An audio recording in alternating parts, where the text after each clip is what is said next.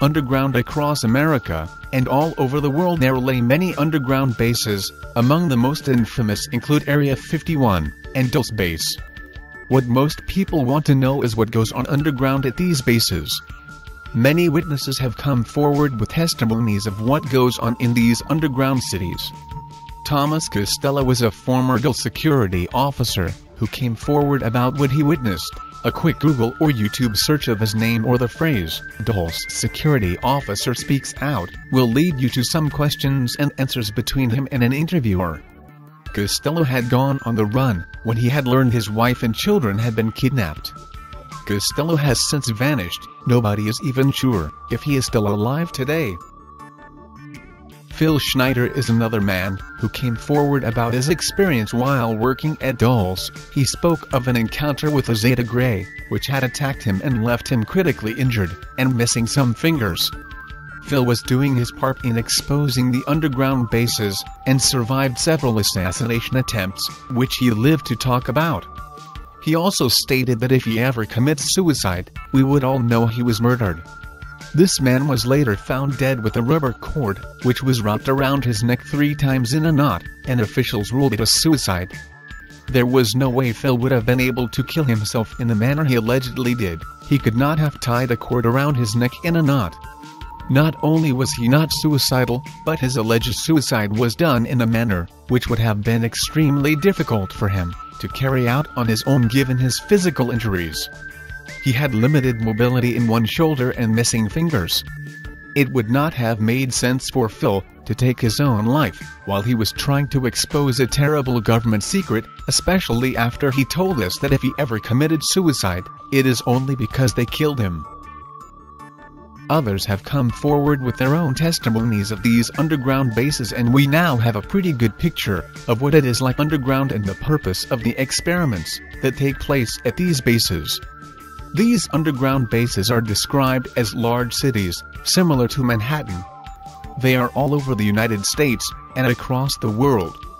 These cities are all connected by subterranean highways, one that depends on electric motors for the paved roads and is for limited travel, and the other is a style of transit for freight and for passengers that is for rapid travel.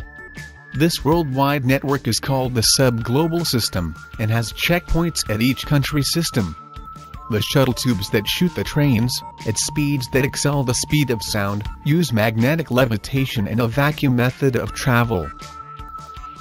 Many atrocities take place in these underground cities, which include genetic experiments, advanced mind control, wiretapping, dream manipulation, human aurora studies, and human cloning.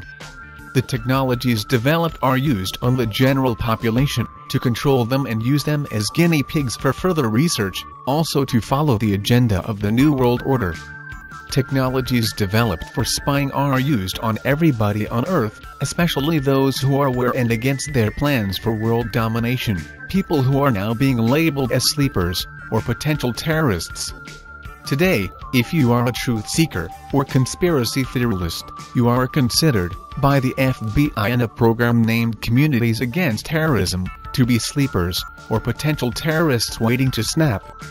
Anyone who harbors conspiracy theories are to be considered suspicious by local police officers, according to a memo from the Department of Justice. If you are against the New World Order, consider yourself under surveillance. Advanced mind control is being used on everybody through news networks, television shows, movies, ads, schools, and organized religion. Mind control is especially used on conspiracy theorists to create false flag attacks. But before we get into that, let's discuss human cloning, as it falls into the subject of mind control on unsuspecting truth seeker through MKUltra in order to commit false flag attacks. The elite, like the Greys, kidnap women and impregnate them with the exact same genetic structure of the person they wish to clone. These clones are a disposable slave race forced to follow orders of their overseers. At Dulce Base there are 7 levels that go underground. In order, there are levels for security and communications, human staff housing, laboratories, mind control experiments, alien housing, genetic experiments, and cryogenic storage. Footage has been smuggled out of Dulce, footage of cryogenic tanks and cloning centers.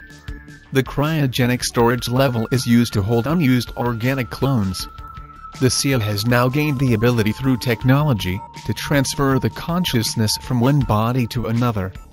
One thing to keep in mind is that our consciousness is the same thing as a spirit or soul. It is pure energy. Our bodies are organic machines, completely made up of organic materials, a biodegradable robot to house our consciousness. These clones are implanted with a microchip in the brain, possibly where the pineal gland resides, and enables a telepathic communication channel. They can detect and decode your brain waves, see and hear your thoughts. They are all under the watchful eye of one another. They live in a culture that is based on fear of each other. If one does not follow the rules, others will report him for fear of their own lives and the lives of their loved ones. These clones can be anyone. Most people you see on television is a clone. Actors, news anchors, politicians are all slaves that do nothing but follow a script and could be replaced by another at any moment. Their purpose is to live the lives of the human being they replaced and spy on civilians, especially on truth seekers, possibly kill them if given the order. They have the ability to hear your thoughts, see your thoughts, and even implant auditory or visual thoughts in the brain of the receiver. They can make you see and hear things that are not there. I believe this is where the shape-shifting phenomenon comes from. There is some truth to it. The brain is considered to be an advanced computer, the central processing unit of this organic machinery, and like a computer it has the ability to send and receive input. It is possible, as David Icke suggests, that in order to take the appearance of a reptilian being you must have enough Anunnaki DNA. The DNA may behave as stored data that is used to create the appearance of the Anunnaki. As a disinformation and double agent, it is important to be skeptical of what David Icke suggests. Someone may not need as much Anunnaki DNA in order to create the appearance of a reptilian being, possibly none at all.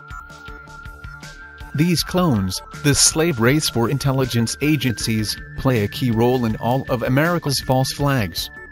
With the help of these clones, the person that commits a shooting or bombing is driven to commit these acts of terrorism through mind control MK-Ultra techniques. These individuals are driven mad with subliminal messages, hypnosis, drugs, death threats, dream manipulation, and harassment. All false flag attacks are carried out by truth seekers. They are conspiracy theorists who are victimized because of their beliefs. Sometimes the accused does not even commit the shooting, but is killed before the incident and used as the face of the attacks.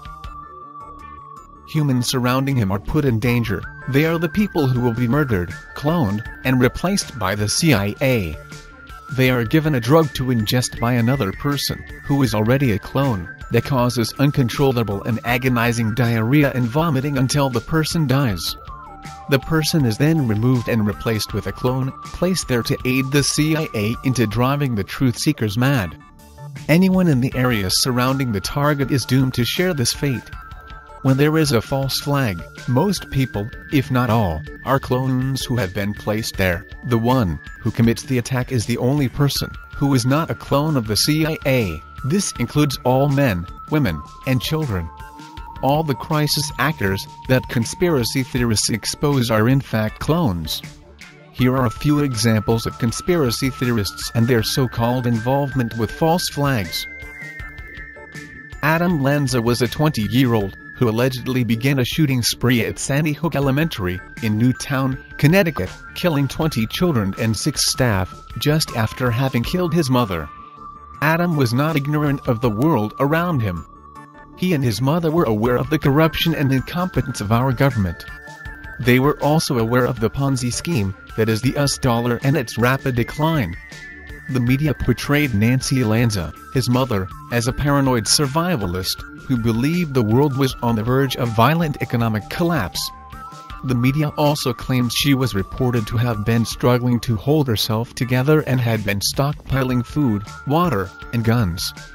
The Lanzas were obviously informed truth seekers, or what most people call us, conspiracy theorists. Adam Lanza had been prescribed a drug called Funapt, which has side effects that include violence, paranoia, and delusions. I'm sure these drugs played a key role in his experience with MKUltra. Tamerlan Tsarnaev was the suspected Boston Marathon bomber. Tamerlan attended a mosque, where he met a man named Donald Larking. Donald said he and Tamerlan shared thoughts on conspiracy theories and politics. They also spoke of America and its involvement in the Middle East. Tamerlan was another informed truth seeker. Tamerlan felt he was the victim of majestic mind control, which could program him to create an alternative personality brought out by a single phrase or gesture. He believed voices were being implanted in his brain. He also told his mother it had felt like two people were inside of him. Jared Lounder was the suspect in the Tucson shooting of Arizona Congresswoman Gabrielle Gifford. Jared was an informed truth seeker, or conspiracy theorist. He was aware of our government's involvement in the bombing of the Twin Towers on September 11th. He was also aware of how the Federal Reserve starts conflicts to begin wars, and its involvement in the agenda to bring in a new world order. Jared was a fan of Alex Jones, a conspiracy theorist radio host, who was actually a CIA disinformation and double agent working for the elite. Aaron Alexis was the man who committed the D.C. Naval Yard shooting, killing 12 people. Aaron witnessed the attacks on September 11th. He may have even looked into the true story behind the attacks. One thing we know for sure is he was not fond of our government or of living in America. He must have been aware of the corruption in this nation. Friends of Aaron say he was tired of dealing with the government and wanted to leave America. This man believed he was being mind-controlled. On his gun he had written, "My ELF weapon," referring to extremely low-frequency waves. He also wrote, "Better off this way," and "End the torment," on a shotgun. These clones are extremely dangerous, but they are not the enemy. They are slaves who are just following orders.